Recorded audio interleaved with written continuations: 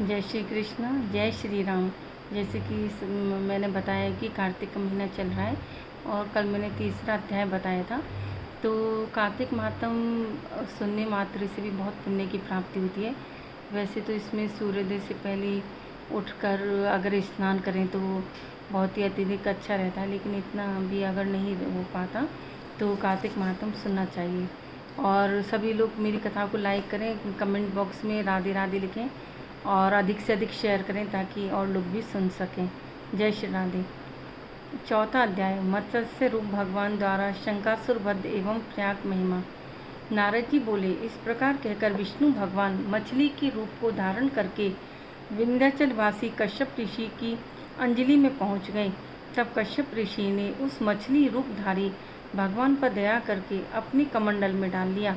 जब वह उस कमंडल में न समाई तब कुआं में डाल दिया, कुआं में भी वह न समाई तब तालाब में डाल दिया, और जब तालाब में भी न समाई तब समुद्र में डाल दिया। तब वहाँ मत्स्य रूपधारी भगवान ने शंकासुर को मार दिया और उसे अपने हाथ में दबाकर बद्री वन को चले गए। वहाँ सब ऋषियों को बुलाकर भगवान बोले कि जल के भीतर वेद मंत्र बिखरे पड़े हैं, तुम उन्हें जाकर ढूंढो और बहुत ही शीघ्रतापूर्वक रहस्यों समेत वेदों को जल में से निकाल कर मेरे पास ले आओ। तब तक मैं देवताओं समेत प्रयाग में निवास करूंगा। नारद जी बोले, तब तपोबली उन ऋषि मुनियों ने अपने तपोबल से बीज और यज्ञ मंत्रों सहित वेदों को निकाल लिया। उन ऋषियों में से जितना भाग जिसने निकाला उस भाग का वही अधिकारी हुआ और उसी ऋषि के नाम से प्रसिद्ध हुआ। पश्चात सब मुनि मिलकर उन खोजी हुए वेदों को साथ लेकर प्रयागराज को गए और प्राप्त हुए वेद ब्रह्मा के साथ विष्णु भगवान के अर्पण कर दिए। संपूर्ण वेदों को पाकर ब्रह्मा जी ने प्रसन्नतापूर्वक सब ऋषियों सहित अश्वमेध यज्ञ किया। यज्ञ के पूर्ण होने पर देवता, गंधर्व, यक्ष, पन्नग, गुहक आज सब पृथ्वी पर दंडवत प्रणाम करके भगवान विष्णु की प्रार्थना करने लगे। देवता बोले, हे देवादिदेव, हमारी प्रार्थना सुनिए। यह समय हमारी प्रसन्नता एवं आनंद का है, इससे आप हमको वरदान दीजिए। हे रमापति, इस समय ब्रह्मा जी ने इस स्थान पर नष्ट हुए वेदों को फिर से पाए हैं और हमने आपकी प्रसन्नता के कारण यज्ञ के भाग प्राप्त किए हैं।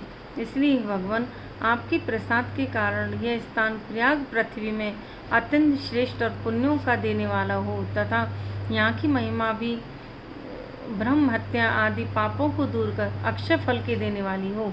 यह वरदान हमको दीजिए। श्री विष्णु भगवान बोले, हे देवताओं, जो कुछ तुमने कहा है वह मुझे बड़ा प्रिय लगा है। मैं तुमको वर देता हूँ, ऐसा ही होगा। यह स्थान ब्रह्म क्षेत्र नाम से प्रसिद्ध होगा। सूर्यवंशी राजा भगीरथ यहाँ गंगा जी को लावेंगे और इसी जगह पर सूर्य की पुत्री यमुना जी से संगम होगा। ब्रह्मा आदि तुम सब देवता मेरे साथ यहीं निवास करो। यह स्थान तीर्थराज प्रयाग के नाम से प्रसिद्ध होगा। जो लोग यहाँ दान, तप, व्रत, होम, पूजा आदि कर्म करेंगे वे अनंत फलदायक तथा मेरे पास पहुँचाने वाले होंगे। जन्म जन्मांतरों में किए गए ब्रह्म हत्यादिक पाप भी इस तीर्थ के दर्शन मात्र से नष्ट हो जाएंगे। जो मनुष्य मेरे समीप इस स्थान पर शरीर त्याग करेंगे वे मोक्ष को प्राप्त होंगे। जो लोग अपने पितृश्वरों का यहाँ श्राद्ध करेंगे उनके पितृगण मेरे स्वरूप को धारण करेंगे। यह काल समय भी मनुष्यों को पुण्य फल देने वाला होगा।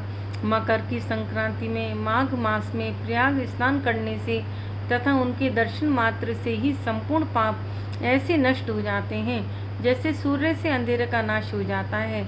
मकर के सूर्य में प्रातःकाल स्नान करने वाले सालों के अपना लोक, सामीप्य अपने समीप और सारूप अपना स्वरूप, इन तीन प्रकार के मुक्ति क्रम को प्राप्त करेंगे।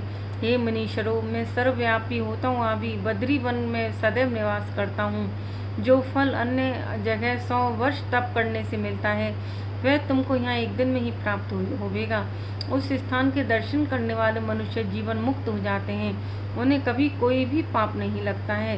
सूत जी बोले, हे राजा प्रथु, भगवान विष्णु ऐसे कहकर ब्रह्मा जी सहित वहीं अंतर ध्यान हो गए और इंद्रादिक देवता भी अपने अंशों से अंतर्ध्यान हो गई।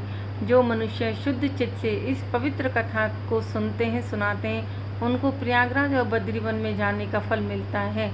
बोलो बद्री भगवान की जय, प्रयागराज की जय। धन्यवाद। कथा को अधिक से अधिक लाइक करें, शेयर करें, सब्सक्राइब करें, कमेंट बॉक्स में राधे राधे लिखें। जय श्री राम।